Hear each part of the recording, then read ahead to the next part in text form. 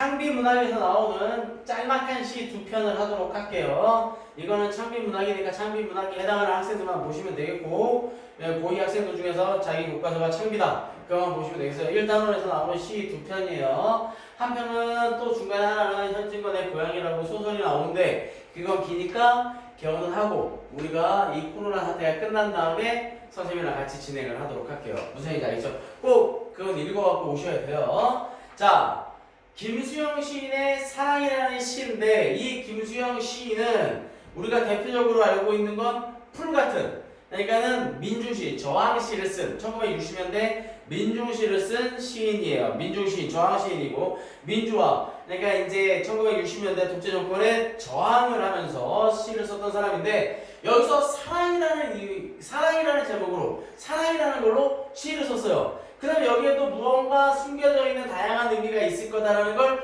유추해보고 가면 조금 더 시를 잘 이해할 수 있겠죠. 자, 어둠 속에서도 불빛 속에서도 변치 않는 사랑을 배웠다 너로 해서 이렇게 얘기되죠. 어둠 속에서도 부정적인 모습 속에서도 불빛 속에서도 긍정적인 모습 속에서도 변하지 않는 거예요. 사랑을, 그러니까 이 사랑은 뭐야? 변하지 않는 거니까 불변성을 지니고 있는 거예요.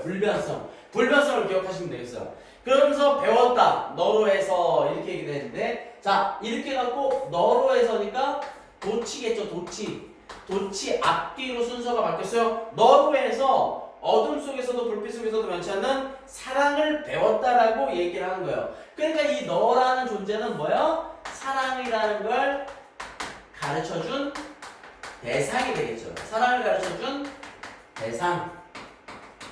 그러나 역적관계 접속어인데 시상이 전환이 되는 거예요. 너의 얼굴은 어둠에서 불빛으로 넘어가는 그 찰나에 꺼졌다 살아났다. 그러니까 뭐냐면 어둠에서 불빛으로 넘어가는 거예요. 상황이 변하는 거죠. 상황이 변하는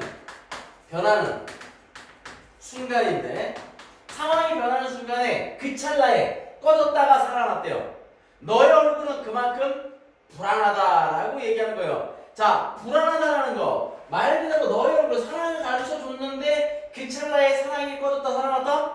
그러니까 뭔가 불안한 거죠. 불안하다 이렇게 얘기를 하는 거예요. 그래서 여기서 얘기하는 건 사랑의 역설에 대해서 얘기하는 거예요. 사랑의 역설에 대해서.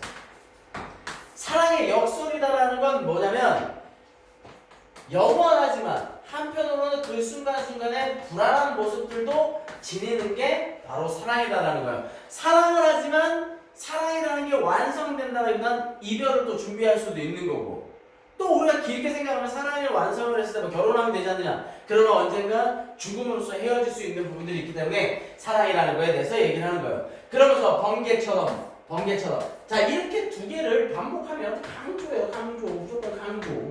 그 다음에 금인간 너의 얼굴은 얘기하고 있는데, 번개처럼 그 찰나에 그 불안한 순간에 금이간 너의 얼굴은 이렇게 되는데 금이 갔어요.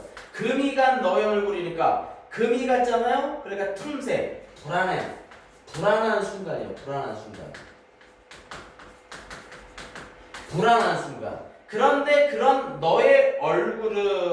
그런데 이 너의 얼굴은 뭐예요? 바로 사랑의 얼굴이에요. 그러니까 그런 불안 속에서도 사랑을 포함하고 있는 얼굴이다 라고 이해를 하면 돼요. 그래서 이 시에서 이야기하고자 하는 게 뭐냐면 결국에 혼돈, 불안, 그 다음에 영원성까지 포함하고 있는 바로 사랑의 역설을 얘기하는 게 바로 이 시의 주제예요. 사랑이라는 게 그렇다라고 얘기를 하고 있는 거죠. 그럼 이 시인은 이 시를 왜 썼겠느냐라고 얘기를 한다라 그러면 결국엔 자유, 사랑도 왜 아까 얘기했듯이 김수영 시인 같은 경우에 그런 저항 시인이라 했잖아요. 1960년대 독재에 저항했던. 그러니까 사랑이라는 게 영원하고 불안한 거지만 불안하고 둘 다를 가지고 있던 것처럼 자유도 마찬가지라는 얘기예요. 자유도 우리가 영원히 누려야 될 것이지만 그 속에서는 언제든지 그런 것들이 변화하는 그 순간순간의 불안함이 있다. 그런 역설적인 면이 있다라고 받아들이고 있는 겁니다. 무슨 얘기인지 아시겠죠? 자, 잘 기억해 두시고 곰곰이 여기에 적혀있는 부분들을 통해서 생각을 해보도록 하세요. 알겠죠? 자, 그 다음에 이어서 다음 걸 진행을 하도록 할게요. 이성구의 벼입니다. 이성구의 벼. 자, 이성구의 봄. 기다리지 않아도 오고 기다림마저 이뤘을 때에도 너는 온다. 그러니까 기다리지 않아도 와요. 근데 기다림마저 이뤘을 때도 너는 온다. 그러니까 너는 뭐겠어요? 봄이에요, 봄. 그러면서 봄은 기다리지 않아도 오고 기다림마저 이뤘을 때도 와. 그러니까 봄이라는 건 결국에 돌고 도는 거예요. 돌고 도는 순환성에 대해서 얘기하는 거예요. 순환성에 대해서.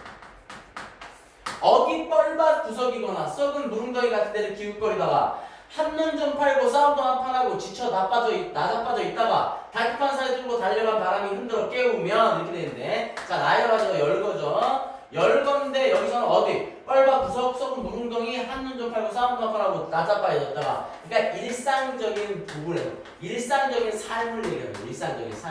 일상적인 삶 속에서도 다급한 사연 듣고 달려간 바람이라고 얘기하면서 의인법을 통해서 다급한 사연을 듣고 달려간 바람, 걔가 흔들어 깨우면 눈 비비면 너는 더디게 온다 이러면서 봄이 오는 걸 얘기하는 거예요. 그래서 봄을 깨우는 건 봄바람, 바람이 깨우는 거죠. 더디게 마침내 올 것이 온다. 너를 보면 올 것이 온다 이렇게 돼 있는데, 너를 보면 이 누구셔 이걸 하기 전에 올 것이 온다잖아요. 확실성이에요. 이건 언젠가 와요. 오게 돼 있어요.